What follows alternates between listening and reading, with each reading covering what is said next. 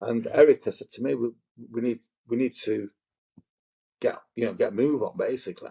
And the reason for that is because there was the medical examiner, the police, and the undertaker are all on standby. So there's just a finite amount of time Right. that you can take. So Dawn had it back to me, and I was trying to walk up behind Dawn and kind of do this to Amy, the reporter, let's wind it up. But Dawn must, I don't know, Dawn must have just worked out what was going on. Because she just turned around to me and said, "Is it time to go, Alex?" I said, yeah, it is. So she said, "Okay, right." So I just stepped away slightly from where the table was, and then from the bottom picture, we just actually got up and I just come across, and we had a hug and a smile. You get a bit emotional. Yeah, of course. It's beautiful here, actually, surrounded by the trees. It's absolutely beautiful. And I think it must be the most wonderful place to die in peace and dignity. And I'm pleased I made it. My emotions are up and down a bit, I think it's normal. I'm not sure about people who say they can go sort of gung-ho to meet death. I think there's always a bit of a tremble. And I think it's important to be honest about it, but I think it would be been so much harder for me to make it here, to actually get here, if it hadn't been for the kindness and the compassion of the people, of Erica and all the helpers. Made it easier for me to make up my mind, easier for me to know my mind, that's the important thing. Easier for me to be able to say, yes, this is definitely what I want. You can see that the young woman that came with us, the anthropologist, she's down by the side of that bed, and I went and sat there where she is, and on the other side of the bed, so she went and sat that side, and then it's out of shot, but the drips there and everything like that. She got into the bed. She got into the bed, and then Erica was talking to her. Everything's fine, but is it okay if I put the intravenous drip in? Which she did do, and it was all set up. She explained to Dawn what she'd need to do once it was done and everything. And once that was all done, she was settled down. And then it was amazing, really, because then Erica turns the camera on and records everything. Yeah, so somebody with Erica, and Erica asked her the questions, and it was what she did do. Well, sorry, before that, she said just move the slide. There's only water in there. We'll just move the slide and let's see if make sure it's working. There's nothing worse, would it, than deciding to do it and it blocking? It must be a total nightmare. It'd be funny, but a total nightmare. So it's my Mancunian sense of humour. Forgive me, but don't forgive me because I'm not sorry for it. But it's so she tested it. So everything's working. Then she gets a small bottle with the drugs in it, poured it in, and told Dawn exactly what she was doing when she was doing it. And once that was in, she then started the camera, and she said, "Okay, we've now put the drugs into that. You drained up to it. Tell me your name. What's your date of birth? Why did you come to Switzerland? Then are you doing this of your own will? Yeah, happy to do this. Just general questions to really give it that chance right up until the last second to decide not to do it. And then Erica said, "Okay, so any time, Dawn, that you want to, just use the slide." And she just leant over with the left hand and moved the slide down and gave me her hand back. So we were both holding her hand either side. And it's just like many deaths because, I get told about lots of them and seen a few more. But first things out of them, she said, "I don't want to die alone." And the young anthropologist said that, "Don't worry, Alex and I are with you and we'll stay with you all the time." And then she said, "Just let my son know that I love him." And then she just looked up at Erica and she said, "Oh, thank you so much. Thank you. Thank you." And that was it. Her jaw dropped and everything. It was so quick, so beautiful, kind of surreal. And as soon as that happened, Erica, we just remained sitting where we were. And Erica come right to a stethoscope. She was checking her pulse and everything. I couldn't have gone on for more than a minute. And then Erica left the room, and I was a bit concerned about the anthropologist, because she built a bit of a friendship up with, despite impartiality in research, etc. Well, we are human, aren't we? But Right, yeah, exactly. it's Yeah. she built a bit of a bond up, and she'd never experienced death before, so she just kept holding around. And I thought, well, I'll just be passive here now. I'll just hold Dawn's hand and take the lead from Em. Mm-hmm.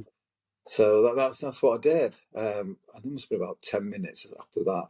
So she said to me, I think she's dead. I said, really? The true researcher.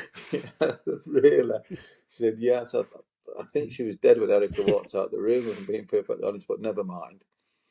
So there we just, I said, what do you want to do? Do you want to leave her for a bit now? She said, yeah, okay. So we went into another big room at the back and did like coffee and croissants and fruit and bread and all kind of stuff there. And Erica was there with one of the supporters.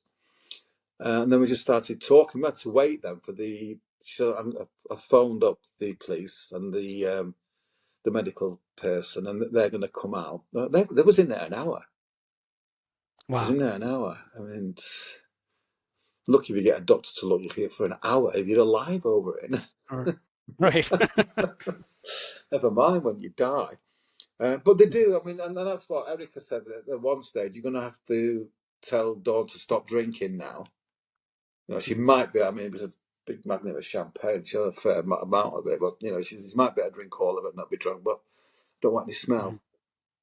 Right. You know, because it could become questionable. And they're looking for marks, they're looking for bruises, they're looking for pin marks anywhere over the body where something untoward could have taken place. So that's, I guess, why it takes. I mean, I wasn't in there. We didn't go in. I was just the police and the medical examiner. And after an hour, I didn't even see the medical examiner after that. The police come out, and they asked me my passport. Oh no, they gave me my passport. They had my passport. They gave me my passport back. I asked, "Is this you?" You know, well, that's a good picture of me, so I reckon so. Give me a piece of paper, and I was signing it as I couldn't read it. It was in Swiss or German or something. I couldn't read it, but I knew what it was. So I just signed that, dated it, and they said thank you and have a safe journey home, and that was it. And then the undertaker come along then.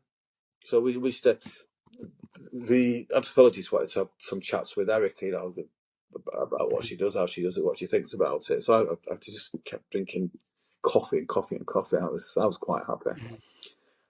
And it was nice to watch somebody interviewing somebody from a former professional point. You know, it was nice to observe it and give us some feedback later, because I can't keep my nose out. But yeah, that was that. And then the undertaker came. The sort of staff from Lifecircle helped the undertaker. They asked us if we wanted to see Dawn before we left, so we went into the room, and she was in this amazing coffin that I've never understood why people spend thousands of pounds on something that's going to rot or you're going to burn. Right. And it looked as though, and I'm not being disrespectful when I say this, because it made me chuckle, and I thought, that's spot on. It looked as though someone got some planks and knocked it together in the garden. You know that? In the back Wow. shed. So it's so simple and inexpensive. Yeah. So that's it. And then so Dawn was taken away. We went back into Balfour the afternoon and got the flight. Well, we had to phone people then. We had to phone up people who should ask us to contact, etc. So like a legal personnel in England, a son, a couple of friends, etc., which we said we would do. So we did that. And then we got the flight back. But Dawn, like anybody else in Switzerland, when you die in Switzerland, you're not allowed to be cremated or buried for a week. Oh, I see. And they just check every single day. There's checks just to ensure that you're dead. It's Right. the peculiarity about it. So it was a beautiful experience. It was lovely. I've observed. Well, since I've observed my mum die very painfully over a number of years. Before that, I'd watched my father suffer with MSA and MSA-related dementia. You know, he was just tormented, rather than tormented, tortured. So I've seen some horrific deaths, relatives that had bad chest infections, not been able to breathe, choking all the time. So it's Do you know something? It was the only good death, really, when you put it in that context. It was that scene for a while then. It's beautiful death. And one of the things that Amy, the reporter from the Daily Mirror, said to me, well, how's that made you feel? So I said, well, even more confident than I was, to be honest with you, and believe that this is the right way to do it. It's that compassion, it's done, it's over very, very quickly. You know when it's going to happen. That's must be such an honor just to share that experience with somebody. Yeah, they don't keep thanking me. And I said, the term we'd use in England, well, I suppose we wouldn't say ours about face, most some of us would, but it's the opposite. You shouldn't be thanking me. I'm getting a really good experience that can help with the campaign. So I'm being furnished with something. I'm really getting something from that. And it's a privilege and it's a honor to be kind of with you when you do this. And thank you for inviting me. And do you know, people give speeches about thank you for inviting me for this, because it's an unbelievable privilege to be invited into planning and helping somebody and being present with them when they die. Now, this isn't my mum, it's not my sister, it's not my brother, it's somebody that I'd only got to know through the Right to Die with Dignity UK. Right. So yeah, it was a massive privilege and a wonderful education,